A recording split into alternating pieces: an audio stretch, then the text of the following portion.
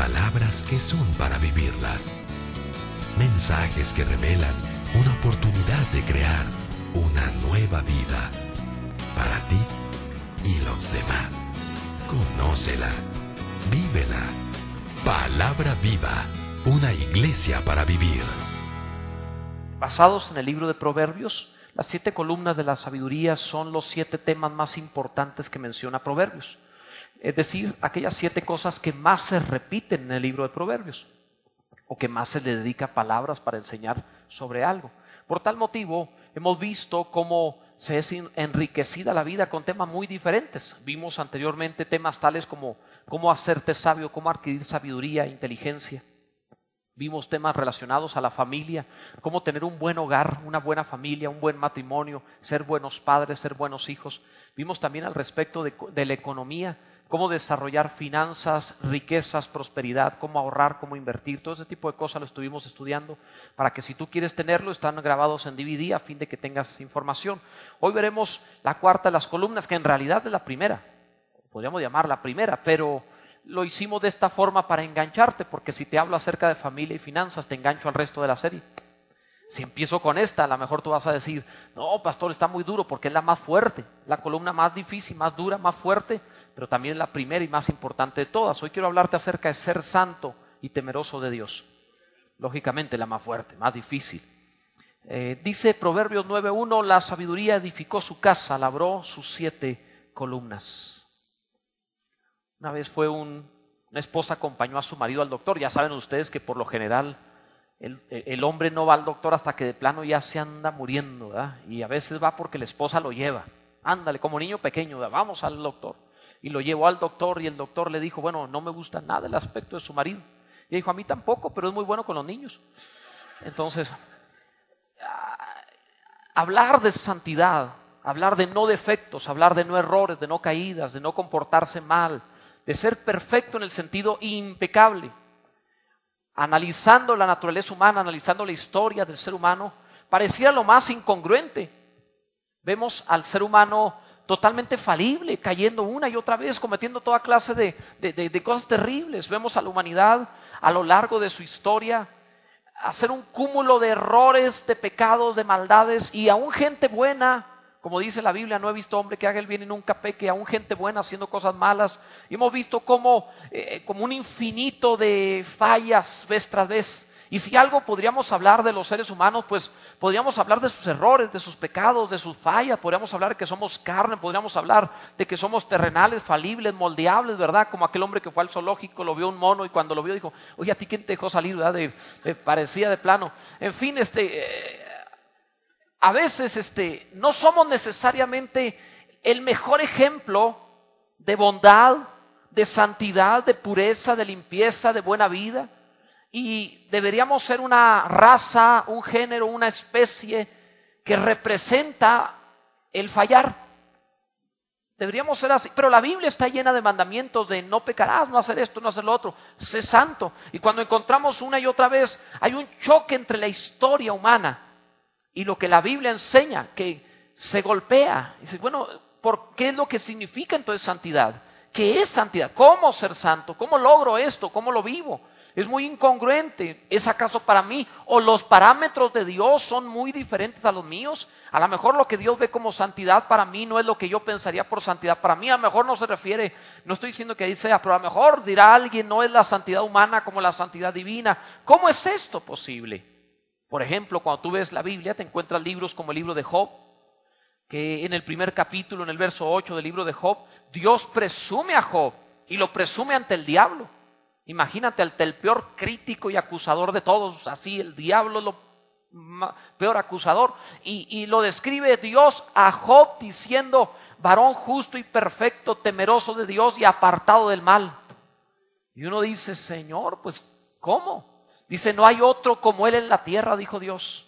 ¿Qué forma de presumir a un ser humano? Bueno, yo sé que tú presumes a tus hijos, pero pues presumir al hijo y traerlo y decir, este niño es perfecto, temeroso de Dios, justo, o sea, sí dice, está bonito el niño, ¿verdad? Salió a mí, no a la mamá o no al papá, o no sé, ¿verdad? A lo mejor puedes decir muchas cosas, pero como Dios presume a sus hijos, ¿quién era Job? ¿Qué es santidad?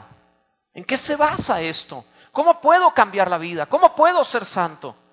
¿Cómo puedo decirle no a una naturaleza inclinada al mal?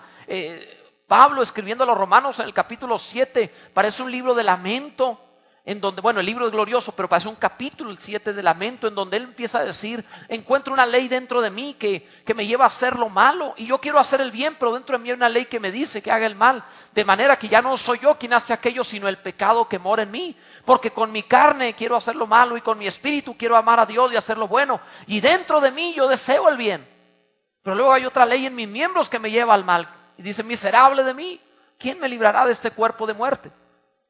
Y vemos a un apóstol muy honesto, hablando de su propia lucha, aunque en el capítulo 8 nos da el remedio. La ley del Espíritu de vida en Cristo Jesús me ha librado de la ley del pecado y de la muerte. ¿Cómo funciona esta ley? ¿De qué se trata? ¿Qué dice Proverbios al respecto de estas cosas? El libro de Proverbios nos da muchas enseñanzas y mandamientos sobre la santidad, sobre el temor de Dios, que quisiera que hoy comprendiéramos. Lo primero que quiero hablarte es: ¿qué es santidad según el libro de Proverbios? ¿Cómo se entiende la santidad bíblica correctamente? Lo primero es entender que hay un fracaso en entender la santidad como en el apartarse de esto o de aquello. Quiero que pongan atención.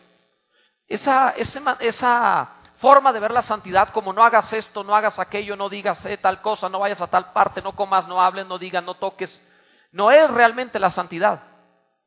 Es una parte, pero no es el total. Solo una parte. Cuando la vida de santidad se trata de fijar en eso o fundamentar en eso, termina por ser una frustración. Termina por ser una carga. Jesús dijo de los fariseos: atan cargas pesadas en los hombres que ni ellos mismos quieren mover con un dedo. Como diciendo que los mandamientos que les ponían de no hagan, no hagan, no hagan, no hagan, terminaba por ser muy cansado, muy difícil. ¿A alguien le ha parecido el cristianismo que le enseñaron alguna vez como algo muy cansado de prohibición? ¿A alguien le pasó eso? ¿Verdad? Okay, llegó a la iglesia diciendo: no, ahí te prohíben todo. Entonces lo vio así cansado. Los fariseos tenían leyes tan absurdas como si tú eras la Biblia dice: no trabajarás en sábado. Entonces ellos dijeron: no debemos trabajar en sábado. Entonces resultaba que si a uno de ellos era un costurero, alguien que hacía ropa, y tomaba a lo mejor una aguja y la ponía en sus ropas mientras trabajaba, y se le olvidaba la aguja en la ropa y se iba a su casa, lo detenían y decían: estás en pecado porque traes una aguja en tus ropas, es tu instrumento de trabajo, estás cargando tu instrumento de trabajo, estás trabajando, has pecado contra Dios. Entonces, oye, no juegues. Cuando iban a ofrendar las semillas de una cosecha, contaban las semillas: 1, 2, 3, 4, 5, 6, 7, 10, una para Dios, 9 para nosotros, 1, 2, 3, 4, 5, 6, 7, todas, imagínate. Entonces era una locura y se cansaron. Por eso Jesús les dijo: ustedes se paran en la puerta, no dejan entrar, ni entran, ni dejan entrar a los que están entrando. ¿Qué es santidad? ¿Qué es lo que habla la Biblia? ¿Cómo puedo lograrlo? Dios dice: sed santos como yo soy santo. Y uno ve a Dios y dice: wow, ¿así? Pero al comprender las palabras que está diciendo Dios, sed santos como yo soy santo, son términos que tienen que ver con tomar lo que Él es, no por imitación, sino por naturaleza. Ese pasaje de ser santos como yo soy santo que utiliza Levítico, el libro de Levítico, se utiliza para decirle al pueblo cómo es Dios para que ellos sean como Él, tomando de Dios. Y curiosamente se cita 2 veces más en la Biblia. ¿Saben quién cita ese versículo 2 veces más? El apóstol Pedro. ¿Por qué lo cita Pedro? Porque Pedro era el experto en caídas y levantadas. Porque Pedro era el experto en equivocarse. Entonces Pedro entendió el secreto. ¿Cómo le puedo hacer? Entendió. Yo no puedo ser en mí, pero Él es santo. Y si tomo de Él santidad, voy a cambiar esto, caerme y levantarme, para poder caminar en sus caminos. Y tú ves los evangelios de un Pedro cayendo, y luego ves las cartas y el libro de los Hechos y ves un Pedro como Jesús. Entonces, ¿cómo lo logró? Porque entendió: sed santos como yo soy santo. Entendió que podía tomar de Dios lo que Dios es, para poder cambiar lo que Pedro era. Esto es lo que la Biblia habla sobre santidad.